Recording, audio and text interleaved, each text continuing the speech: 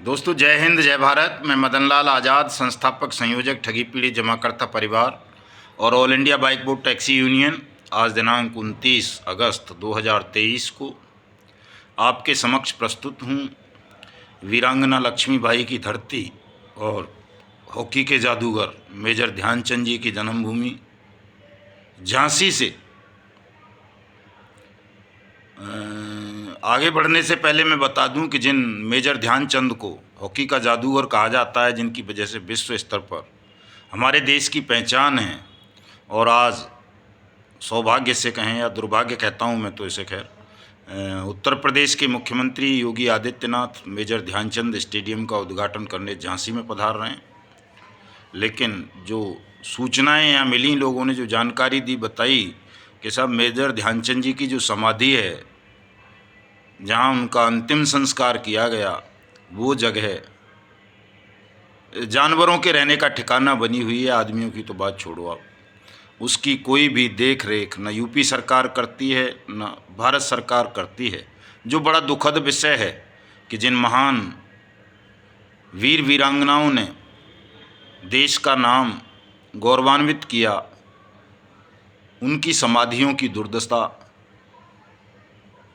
मतलब क्या कहें, अत्यंत दयनीय स्थिति में रहे।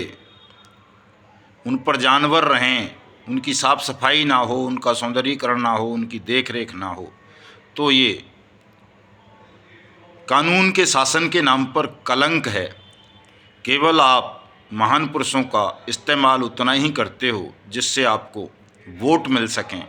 वास्तव में आपकी महान विभूतियों के प्रति कोई निष्ठा नहीं होती। तो मैं इस वीडियो संदेश के माध्यम से, चूँकि झांसी से ये वीडियो बना रहा हूँ, इसलिए सरकार से ये अनुरोध करूँगा कि वो मेजर ध्यानचंद जी की समाधि को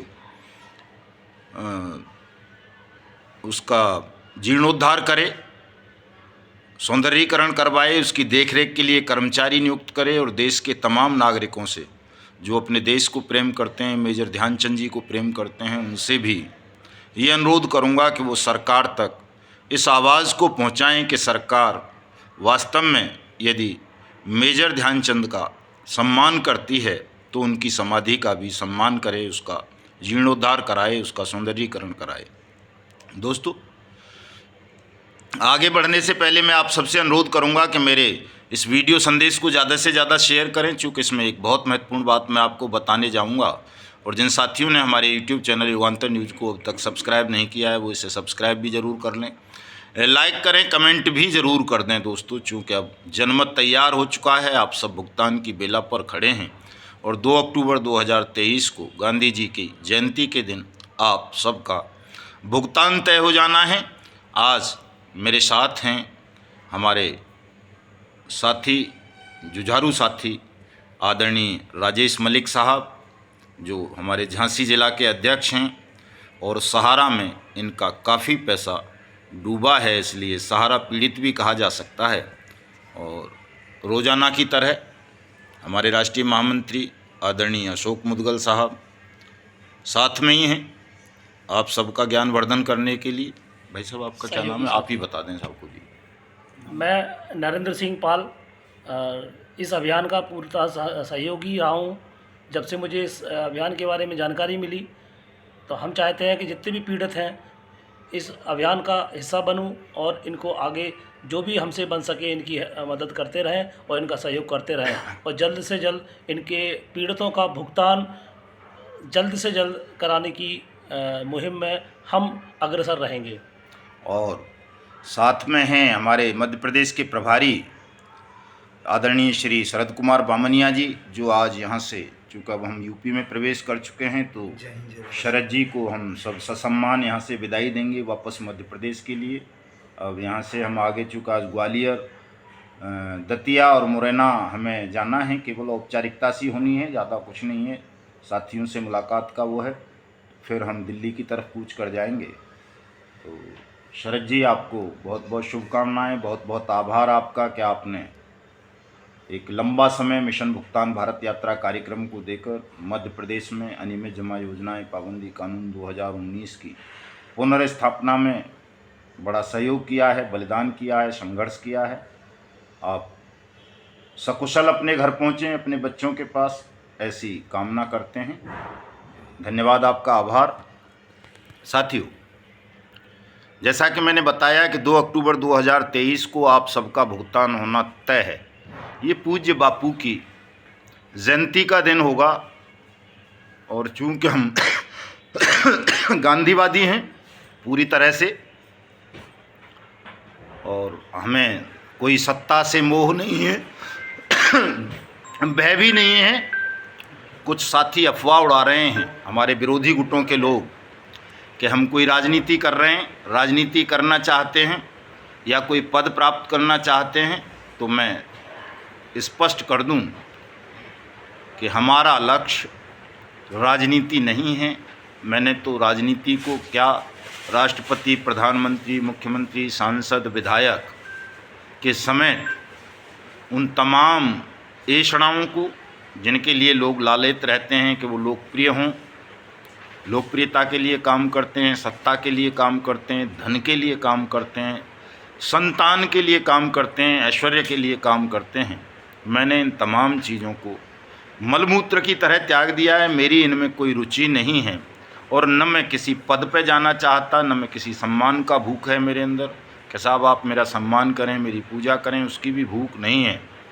संतान तो खैर है ही नहीं परमात्मा की कृपा से, तो उससे मोह क्या करना है। और कोई ऐसी आकांक्षा नहीं है मेरी तो कि जिसके लिए मुझे आपके साथ झूठ बोलना पड़े, असत्य भाषण करना पड़े या किसी निर्मम, निष्ठुर, बेईमान, ठग, दुष्टात्मा के समक्ष झुकना पड़े।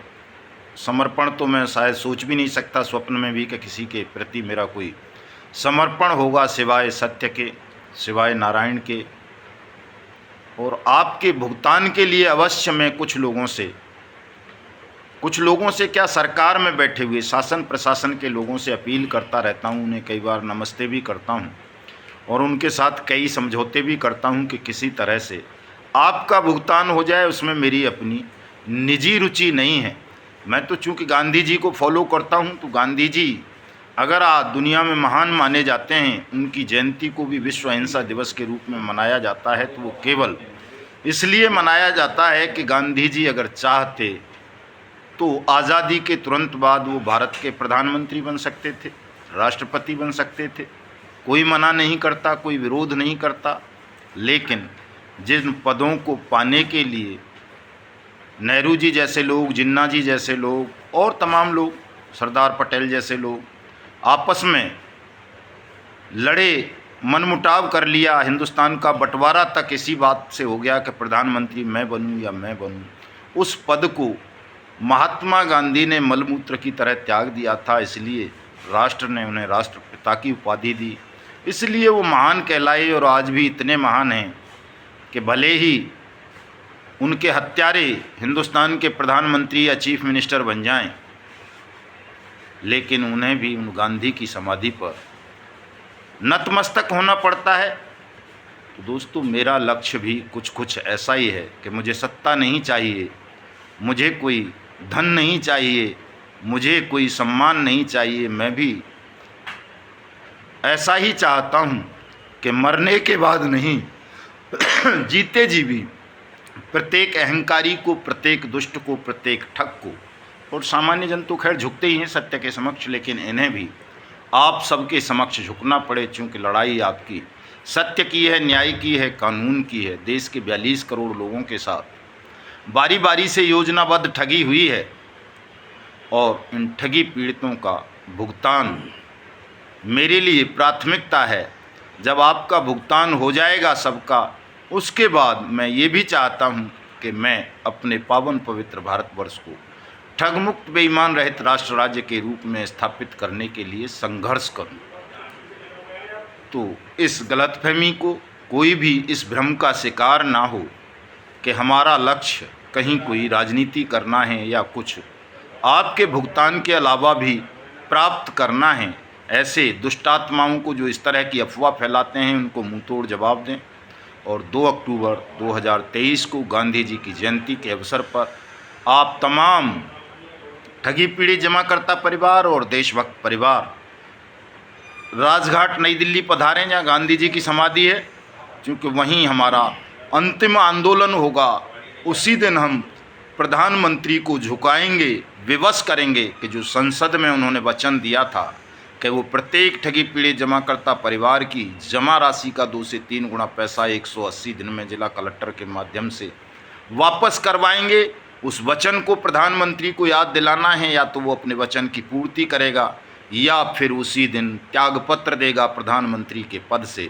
इस संकल्प के साथ आप सबको, पूरे देश को गांधी समाधि राजघाट पर 2 अक्टूबर को आना है दोस्तों, और ये होना है। ये विधाता ने तय कर दिया है कि आप सबका भुगतान होगा। हिंदुस्तान ठगमुक्त बेईमान रहित राष्ट्र राज्य के रूप में स्थापित होगा, और जो भी अहंकारी शासक हैं, जिनको अपना वचन याद नहीं रहा है, जो कानून का सम्मान नहीं कर रहे, उन सब का सिर आपके सामने झुकेगा। ये ईश्वर ने तय कर रखा है, इसलिए मेरे वचनों को ईश्वर के वचन मानकर आप सब लोग 2 अक्टूबर 2023 को रात्रि 12 बजे से ही राजघाट गांधी समाधि पर पधारेंगे और अपने भुगतान के साथ साथ अपने प्यारे देश की भी रक्षा करेंगे। चूँकि आज झूठ के कारण, असत्य के कारण, ठगों के कारण हमारे देश का अस्तित्व भी संकट में आ गया है। साथियों, हम आज झांसी से चल रहे हैं। तमाम राजस्थान के साथियों का, मध्य प्रदेश के साथियों का, हमारे झांसी के साथियों का बहुत बहुत आभार, बहुत बहुत धन्यवाद कि उन्होंने हमारे मिशन भुगतान भारत यात्रा कार्यक्रम को सहयोग प्रदान किया, हमारी भी बहुत अच्छे से देखभाल की, सम्मान दिया हमें भी। उसके लिए आप सबका मैं बहुत बहुत धन्यवाद व्यक्त करता हूँ, आभार व्यक्त करता हूँ।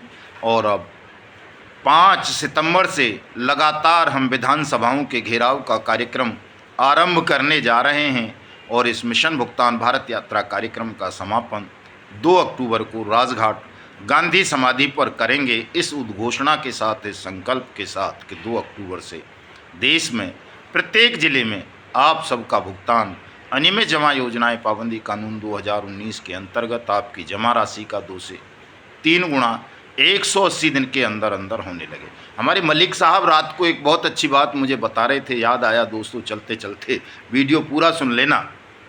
मलिक साहब, आप ही बताइए अपने मुँह से कि अमित शाह ने ये सहारा CRC रिफंड पोर्टल क्यों लॉन्च किया है, उसके पीछे लक्ष्य क्या है उनका? गृह मंत्री जी ने जो पोर्टल लॉन्च किया है, उसके पीछे सबसे महत्वपूर्ण चीज़ है कि तब जब संगठन जो तेज़ी से बढ़ रहा था, उससे डर करके उसको तोड़ने के उद्देश्य से आनन फानन में लॉन्च कर दिया, जबकि उस पोर्टल से कोई फ़ायदा किसी का नहीं होने वाला है। और सबसे बड़ी समस्या पोर्टल पे जो आई है, जिन लोगों की डेथ हो गई है, जिन्हें पैसे की सख्त ज़रूरत है, उनका डिमांड नहीं हो पा रहा है। जो लोग जब कंपनी खुली थी तो पार्शियल पेमेंट कराए हुए थे, उनका भी कोई विकल्प नहीं है।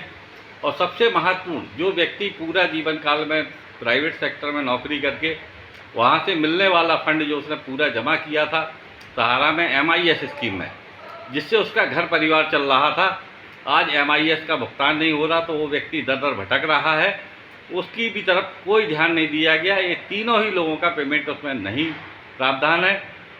और दूसरी सबसे महत्वपूर्ण चीज़ कि पोर्टल लॉन्च किया, लोगों का भुगतान हुआ नहीं, लेकिन सुब्रत राय को पूरा सहयोग करके सारे केस उनके समाप्त करा दिए गए हैं और उन्हें बचाने की पूरी मुहिम योजनाबद्ध तरीके से चल रही है। क्योंकि कोई भी मुजरिम हो, अगर उसके माध्यम से जब पता चल गया आपको कि पैसा लौटाना, पहले पैसा लौटाना चाहिए था, बजाय पैसा लौटाने के पहले उसको संरक्षण के सारे मुकदमे कायम जो है। पहली बात तो पुलिस लिखती ही नहीं थी। बड़ी मेहनत मशक्क़त के बाद, महीनों महीनों थानों के चक्कर लगाने के बाद, आंदोलन करने के बाद जो भारतवर्ष में 1500 से ज़्यादा मुकदमे कायम हुए थे, एक झटके में वो सारे मुकदमे कायम ख़त्म हो गए।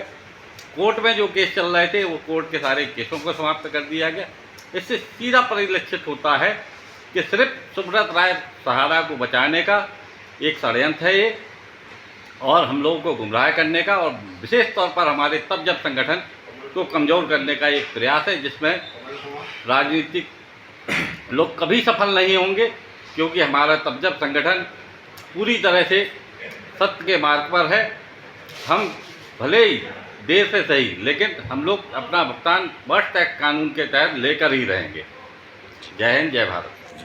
धन्यवाद। आपने सुना मलिक साहब को कि क्या सत्य आपको उन्होंने बताया कि आखिर केंद्र सरकार की योजना क्या है इस सहारा सीआरसी रिफंड पोर्टल को लॉन्च करने के पीछे।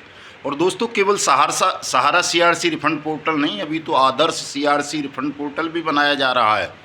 और बहुत सारे, कोई झारखंड का पागल है कोई, वो कह रहा है कि साहब वो 1 सदस्यीय आयोग बना देंगे। अरे भले आदमी, वो आयोग तो पहले से ही दुनिया भर के बने हुए हैं ठगी पीड़ितों के लिए। सेबी PACL रिफंड पोर्टल जो है RM लोढ़ा की अध्यक्षता में आयोग बनाया हुआ है। सहारा के लिए 2012 से वो आयोग बना हुआ है, कौन सा, जस्टिस अग्रवाल वाला। और उसमें पिनकोड के मामले में कलकत्ता हाई कोर्ट ने एक आयोग बनाया हुआ है, साईं प्रसाद के मामले में बना हुआ है। और दुनिया भर के आयोग इस देश में बने हुए हैं। सुप्रीम कोर्ट के फैसले धूल फांक रहे हैं, लेकिन किसी का भुगतान नहीं हो रहा। इसीलिए अनियमित जमा योजनाएं पाबंदी कानून 2019 को लाया गया था, ताकि सबका भुगतान हो। और आज इसी कानून से वही सरकार डर गई है जिस सरकार ने इस कानून को बनाया था। दोस्तों, थोड़ा सा आप अपने दिमाग का, बुद्धि का, विवेक का इस्तेमाल करोगे तो इस कानून के मार्फत आप अपना भुगतान प्राप्त कर सकते हो, ठगों को दंडित भी करा सकते हो। इसलिए अंत में मैं आप सबसे अपील करूंगा, चाहे आप किसी भी कंपनी वाले हों, Bike Bot, Hello Taxi, Top Ride, GCA, Togo, Sai Prasad, Samriddha, Adarsh, Navjeevan, Sanjeevani, Rose Valley वगैरह वगैरह, सब केवल और केवल अनियमित जमा योजनाएं पाबंदी कानून 2019 के क्रियान्वयन की लड़ाई लड़ो। आप सबका भुगतान होगा निश्चित रूप से, अन्य कोई रास्ता नहीं है। आप हाई कोर्ट चले जाओ, सुप्रीम कोर्ट चले जाओ, कहीं भी चले जाओ, आपका भुगतान तब तक नहीं हो सकता जब तक हम धरातल पर, ज़मीन पर अनियमित जमा योजनाएं पाबंदी कानून 2019 को उतार नहीं देंगे। और इसी के लिए हमारा पूरा आंदोलन है। मैं तमाम साथियों का आह्वान करता हूं कि वो हमारे आंदोलन से जुड़ें, हमारे संगठन से जुड़ें, हमारी मिशन भुगतान भारत यात्रा कार्यक्रम से जुड़ें। जय हिंद, जय भारत।